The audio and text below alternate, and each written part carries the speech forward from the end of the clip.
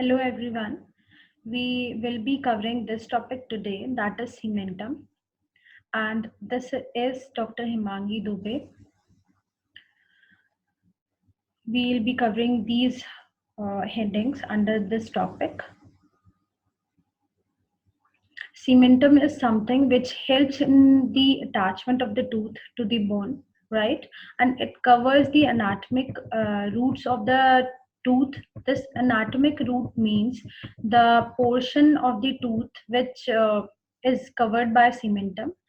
Next is, of course, it helps as a medium, or it is a medium for the attachment of periodontal ligament fiber from the bone to the tooth surface. And the fibers which gets embedded in the cementum are known as Sharpie's fibers, right? So next we were discussing is the most important property. The most important property of the cementum is it is avascular and it has no nerve supply, right? It is the basis for orthodontic treatment. This is the basis because under orthodontic treatment, what we do is we move the tooth in the bone, and how it moves is by remodeling of the bone. On the pressure side, bone is resorbed. On the tension side, bone is deposited. But this all is happening because bone is vascular, bone has vessels in it which can provide osteoblast and osteoclast. But because cementum is avascular, it is not resorbed. Under such forces, it just move like a unit and bone gets remodeled. So this is all that is possible because of this property of the cementum. For cementum is avascular, so this is very important to remember. It is just like enamel. Enamel is also avascular and has no nerve supply. Next, some important physical properties of the cementum, that is thickness. Thickness is one of the most important point to remember, that is which area, in which area it is the thickest or thinnest. So cementum is thinnest in the cervical area, right? In the cervical area it is thinnest. Maximum thickness is at the apex and bifurcation areas. I hope this is clear. Thinnest in cervical areas, thickest in apex and bifurcation. Okay. Color is pale yellow, unlike enamel. Enamel is more translucent, so it is pale yellow and hence can be easily distinguished from enamel on the tooth surface. So here permeability is important. It is permeable from both the sides. Both sides means from dentine side also, and from the periodontal ligament side also. Enamel was semi-permeable, selectively permeable. uh, Cementum is composed predominantly of organic portion and inorganic portion. Organic component is 50 to 55% and inorganic is 45 to 50%. So hardness is of course less than dentine and very less than enamel. So I hope all is clear. Inorganic, like any other hard tissue of the tooth, will have calcium phosphate in the form of hydroxyapatite. The inorganic portion consists mainly of collagen and non-collagenous protein forming the ground substance. Collagen, just like dentine, type 1 and type 3 collagen fibers are seen in cementum as they are seen in dentine. Next, you need to understand though, because these two fibers will form the basis for next classification of cementum. Okay, so that is cellular cementum and acellular cementum. Acellular cementum is also known as primary cementum because this forms first, and cellular cementum is also known as secondary cementum because it forms later in these stages. And we also know that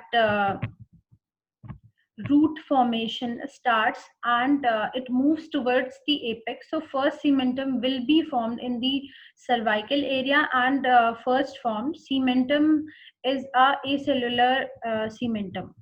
This means acellular cementum is present in the cervical third of the root.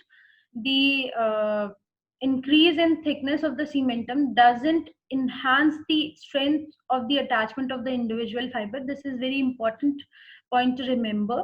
Means if there is increase in thickness of the cementum, that does not means it will increase the strength of the attachment of the tooth, because attachment is through the periodontal ligament fibers, and it's always at the surface.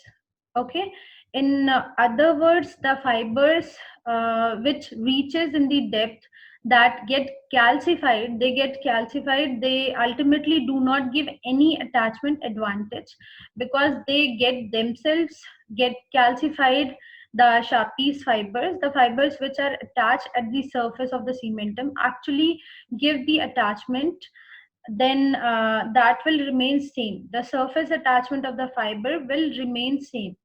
Any fibers which goes deeper due to the increase in thickness of the cementum will get calcified itself, and hence does not play any role in the attachment. It becomes the mass of calcified tissue. It becomes the part of the cementum. I hope this is clear, right? So I am repeating it again.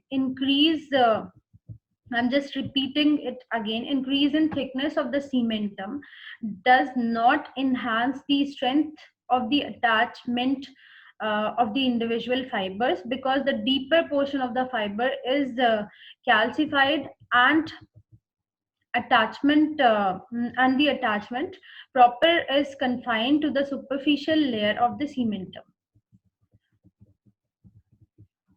Next, we'll move on to the other type of the classification of cementum. This was given by Schroeder on the basis of cells and fibers present on the cementum. Right, I'll just tell you the names first, then then we'll do it by one. The first type of acellular afibrillar cementum, just remember acellular. Afibrillar means no cells, no fibers. Keep following the names. Next is acellular extrinsic fiber cementum. No cells but extrinsic fibers, since the fibers here are basically periodontal ligaments fiber. Third type is cellular mixed stratified cementum. Mixed means both type of fibers, intrinsic and extrinsic, but cellular cementum. Fourth is cellular intrinsic fiber cementum. Cellular, it has cells and the fibers only of the cementum, no extrinsic fiber. And the fourth is intermediate cementum. The fourth is intermediate cementum. So I hope we are clear now. Also, the intermediate cementum is also known as hyaline layer of Opal Smith. This will do in the last, so we'll do it by one with the names. I'm sure you understood that acellular, we moved from cellular to acellular to cellular, means we are just talking from cervical third to the apical third.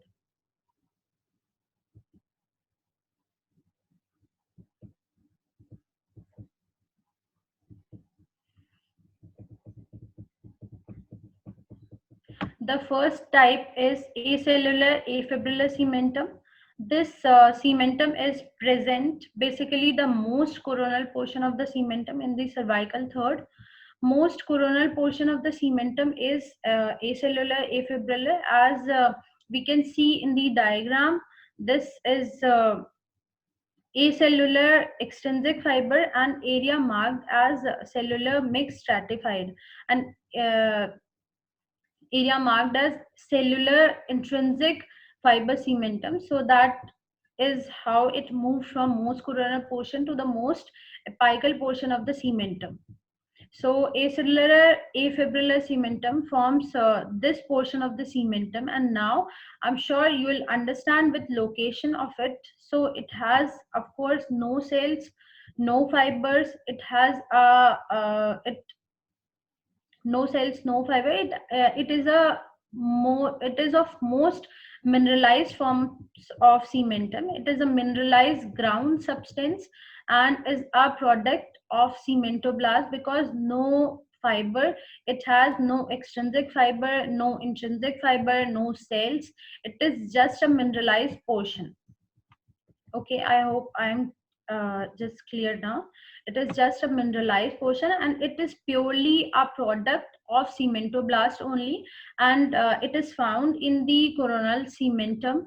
Just told to you, and thickness is one of the thickness is 1 to 5 micrometer.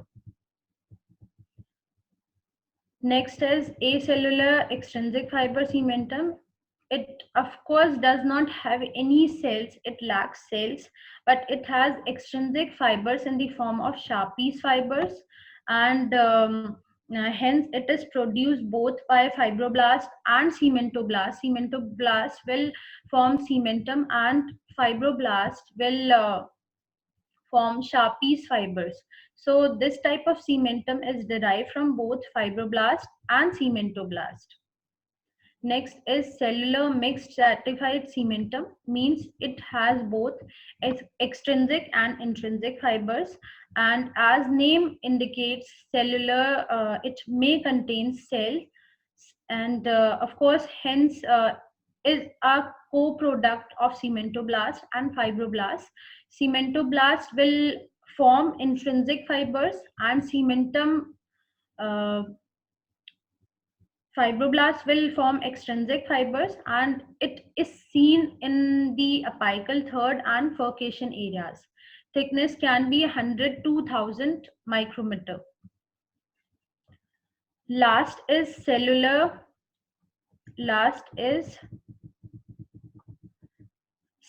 intrinsic fiber, which is also known as repairing some cementum, or it feels there is resorption lacunae. Resorption lacunae means external resorption on the root. It is filled with the type of cementum, cellular intrinsic fiber cementum, and because it is cellular and intrinsic fiber, no intrinsic fibers is involved. This is hence produced by cementoblast. Last type is also known as hyaline layer of Hopewell-Smith. It is basically a poorly defined zone.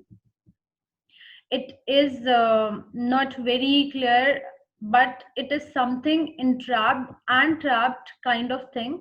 What happens is during development of cementum, some Hertwig epithelial root sheath or the remnants of it, they get entrapped near the cementodentinal junction, and of course this entrapment gives a different kind of appearance in ground section, and this that we call it intermediate cementum. Another name is hyaline layer of Hopewell-Smith. So that is it about the classification of the cementum. We have done all three types of classification now. So moving on to the next, that is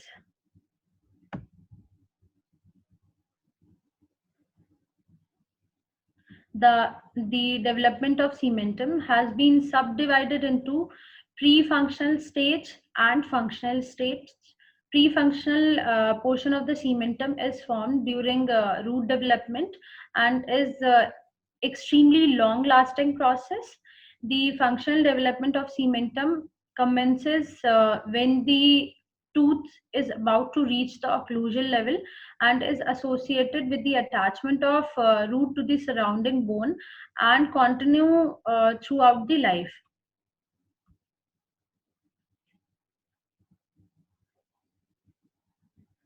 Forward to the cells of cementum. So like cementum associated cells. Forward to the cells of cementum. So cells of the cementum basically is cementoblast and cementocytes. Cementoblast cells which form cementoblast cells which form cementum like any other blast cell. They are present at the surface of the tissue. Cementoblasts are forming cementum. They'll be present at the surface of the cementum. Fibroblast forms fibers. They are present in the surface of the fibers. Osteoblast from bone, they are present at the surface of the bone. This is a common rule to every blast cell. And cementocytes or fibrocytes or osteocytes are the resting cells. They are the side cells and they reside within the tissue. They get entrapped. Cementocytes are present in this cementum. Osteocytes are present in the bone. Fibrocytes are present in the fibers. So that is how you differentiate cementoblast, osteoblast, odontoblast. Whatever kind of cells, they all will be present at the surface of the tissue. Any blast cell, right? So I hope this is clear. And these cells, they form the organic matrix, they mineralize the cementum, and they form the intrinsic fibers of the cementum. Okay, so like any other blast cell, it will any other blast cells, it will have increased number of rough endoplasmic reticulum because it is an active cell. It has to form protein, so it has increased number of rough endoplasmic reticulum, which helps in formation of protein. It has increased number of Golgi apparatus, and it has increased number of mitochondria are required for the energy and secretory granules. So like any other blast cell, it has increased number of these things. And the second type of cell is cementocyte, which is a resting cell. Cementocyte is basically a cell, cementoblast, which gets entrapped in the cementum during formation. So next next is cementocyte. uh, Cementocytes are basically the resting cell. Cementoblast for the active cells. So cementocytes get entrapped in the cementum and hence known as cellulose cementum. What you need to remember here is direction of the process of the cementocytes. You can see this is cementocyte, and all the dendrites of the cementocyte are directed in one direction. There is something unlike an osteocyte, and of course this is a lacuna. You will just see it. But in cementocytes, if this is a cell but these all are in one direction, so why this difference? Why? So because cementocytes needs nutrition from pulp side. It is difficult to get nutrition because dentine is in between because like dentine is in between dentine and cementum. It is difficult for cementum to get nutrition from pulp side, but cementum is directly in contact with periodontal ligament. Vascularity, so all the dendrites are directed towards pedial so that they can directly get nutrition from this side. So that is why this you need to remember, this is something very important. All the dendrites are in one direction. Incremental lines of the enamels are also known as retias of dentine. Retias, and incremental lines of dentine, also known as von Ebner, and so of the cementum are known as Salter. and incremental lines are basically the resting lines. Next very important topic is cemento-enamel junction. It is basically, of course, a relation between enamel of the ground and cementum on the root. So it is of basically four type. One is cementum overlapping enamel, second is edge to edge, and fourth is gap junction, right? So coming on to the first, cementum overlapping enamel. Okay, cementum overlapping enamel. Okay, the most common type. So we'll go one by one, why this is happening and why this junction is more common. We'll do one by one. First of all, we'll discuss about edge to edge. Okay, so it is the best scenario, the ideal scenario, but it forms only 30% of the type of the junction. Ideal scenario means enamel formed properly, cementum form properly, both at the same and at the ideal time, and hence it is an edge to edge or butt joint. This is also known as butt joint. It is forms only 30%, and it is a proper development of enamel and cementum. The next is cemento enamel junction, which is gap junction, which is only 10%, means it will have a denuded area of dentine. Here is cementum, here is enamel, and this whole area is the area shown by these two, shown in these diagram, is the denuded dentine, which is not covered by either cementum or enamel. So why this is happening? This is happening because if you remember root formation, cementum comes in contact with dentine or dental sac, comes in contact with dentine by invading root sheath. So if any means, by any means, root sheath gets delayed from getting separated from the from this dentine, and avoiding dental sac to come in contact with dentine will avoid formation of cementum in this area. Hence, this is formed when the Hertwig's root sheath delayed in its separation from the dentine. A zone of root dentine has become devoid of cementum because there is no differentiation of dental sac into cementoblast.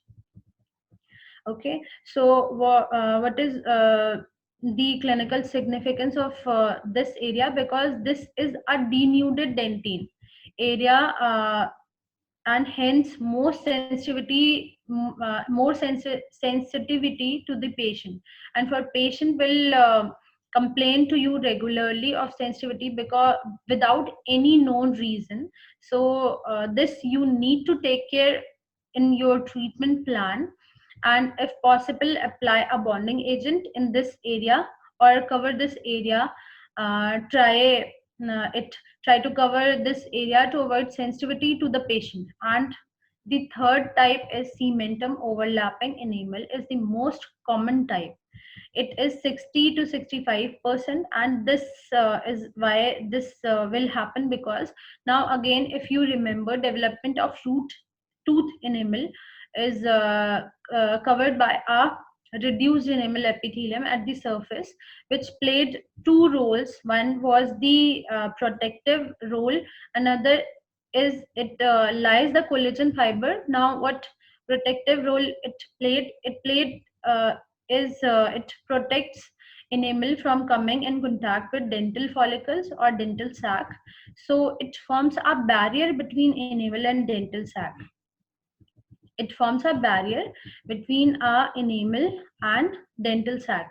And let's say this reduced enamel epithelium is gets separated from enamel, and at any point dental sac will come in contact directly. And if dental sac comes in contact directly to the enamel surface, dental sac will get differentiate into cementoblast, just like on the root portion, and those cementoblasts will form cementum, which is not required on enamel. So this is what is happening on the cementum overlapping enamel, and is the most common type. So basically what is happening is it is a local disruption of reduced dental epithelium at its end that permits follicular cells to come in contact with enamel surface and differentiate into cementoblast, and ultimately which forms cementum. And this cementum is cellular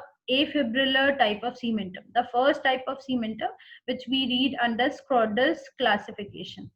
Fourth type is enamel overlapping cementum, that is also possible, and it has been given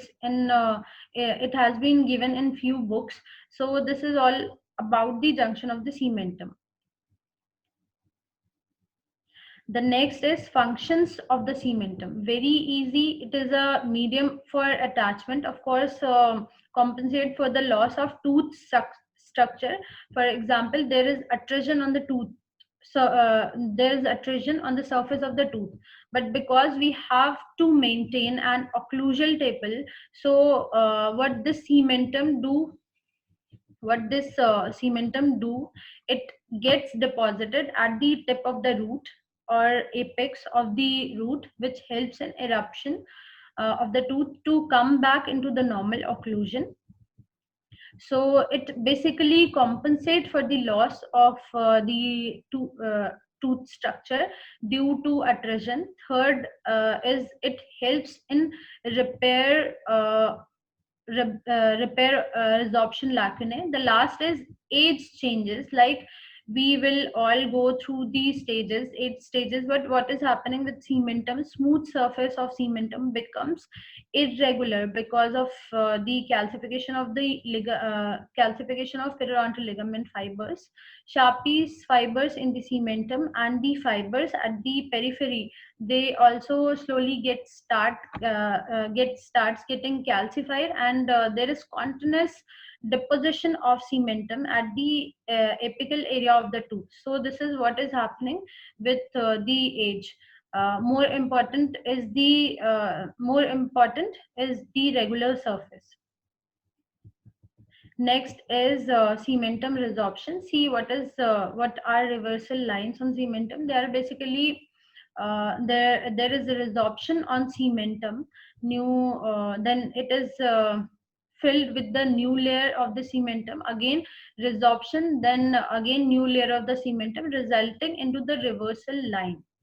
So I hope I'm sure you will remember the difference between a resting line and a reversal line. Resting line is basically a regular incremental pattern, means 4 micrometer today, 4 micrometer tomorrow, 4 micrometer day after, every day 4 micrometer, and then in between a resting line, reversal line in between is a resting line. Reversal line is basically 4 micrometer today, resorption at night of 2 micrometer, 4 micrometer again tomorrow, and resorption of 2 micrometer at night. Means it is going ahead and coming back.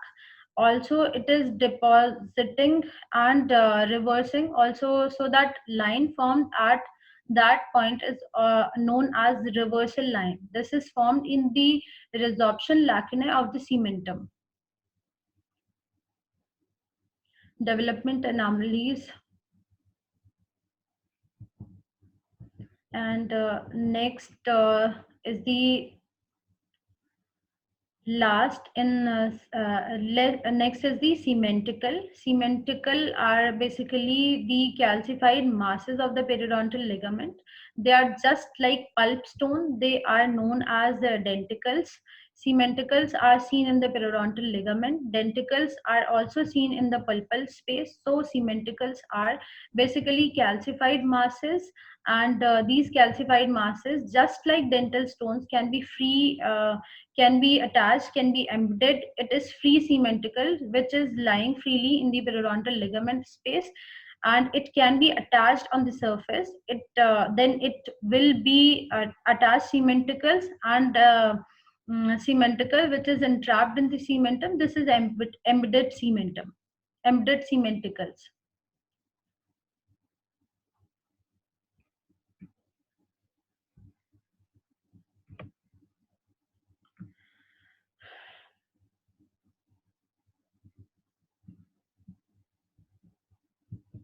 The last topic of the chapter is and most important to understand is hypercementosis. In Kerenza, hypercementosis has been mentioned in both the situation, tooth under trauma from occlusion and tooth which does not have any opposing tooth. In this, let's say maxillary first molar does not have opposing tooth in the mandibular arch, means mandibular first molar is missing. In that situation also there is hypercementosis, and in the tooth which is being traumatized by trauma from occlusion also shows hypercementosis. But what you need to remember is there are two different terms.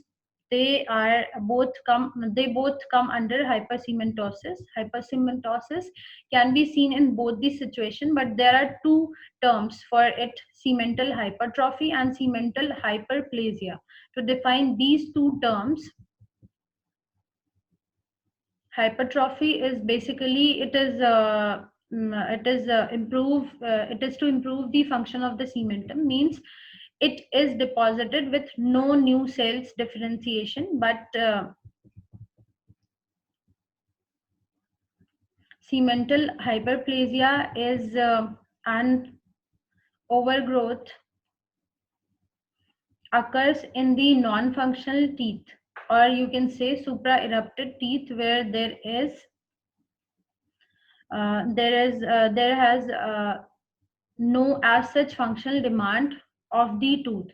As I told you, it lets if let's say mandibular first molar is missing, but maxillary first molar has hypercementosis, that is basically is cemental hyperplasia. There is no functional demand, but still it increases, and hypertrophy is there where there is functional demand. Where there is trauma from occlusion, they will find hypertrophy.